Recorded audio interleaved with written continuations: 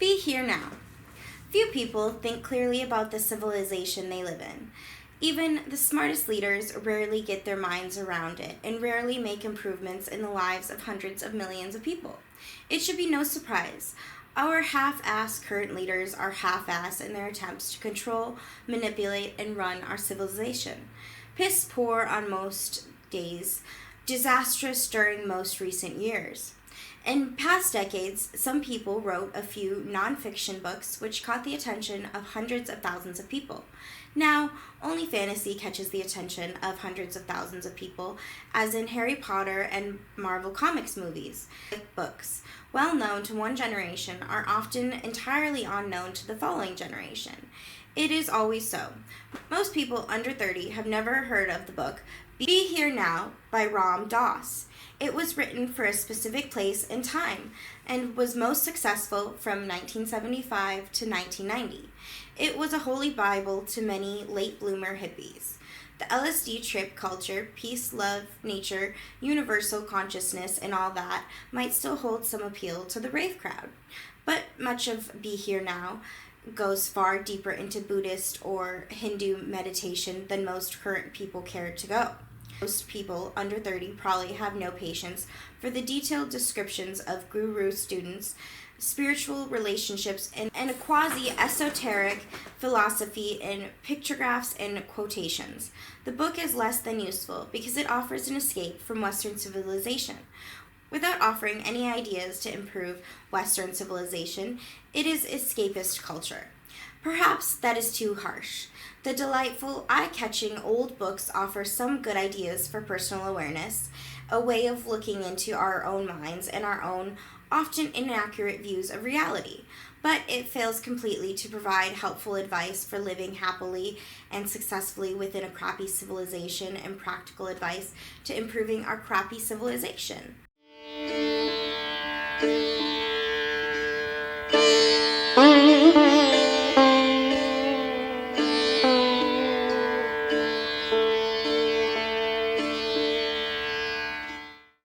The single idea, be here now, is useful advice, useful across many decades, useful to tens of millions of people under 30 in 2024.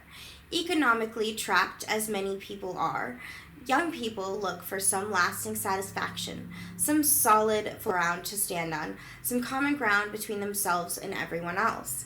I have basic needs for money, love, a safe place to live, a car, and gas to put in the car. I have a basic need for community, some group of friends, large or small, a place to hang out, a place to be myself, and feel safe and comfortable. These are basic needs I have in common with tens of thousands of people. I have healthcare and entertainment needs. Those particular needs are susceptible to loud mass propaganda and manipulation for the purpose of raiding my slender and generally inadequate wallet. Memories of past success and failures, memories of joy, pain, or desperation, and nebulous ideas about my future, the happy, good life I might create, and the people around me in the future good life, imagining the glorious future. All this is not here and now. Both past and future are never as important as this present moment, how I feel and what I choose to do in this present moment. The choices of my free will, this present moment, here and now. To bring me fully into the present moment is the main attraction and beauty of smoking weed, ingesting shrooms, and dropping acid with my daddy. My daddy loves me and sits close to me while I get comfortable and take pleasant trips deeper into my own here and now. Daddy's love allows me to feel safe here and now. Daddy's love makes it possible for me to be here now.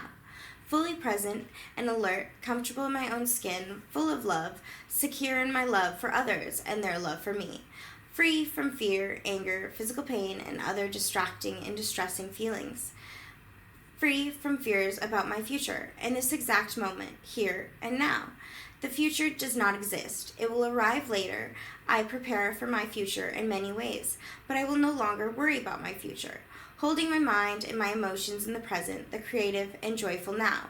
I am free to plan, to learn, to create, to enjoy my life.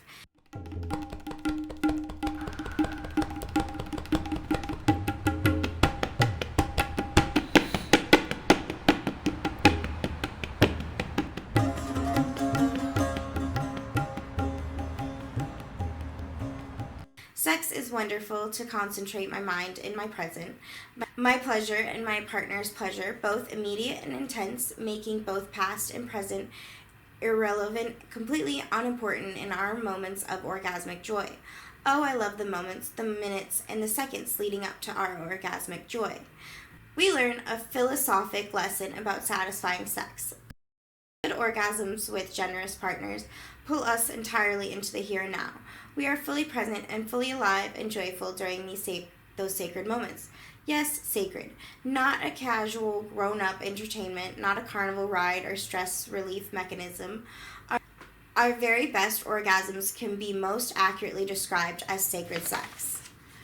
Just as our best drug-induced hallucinations can be most accurately described as sacred dreams.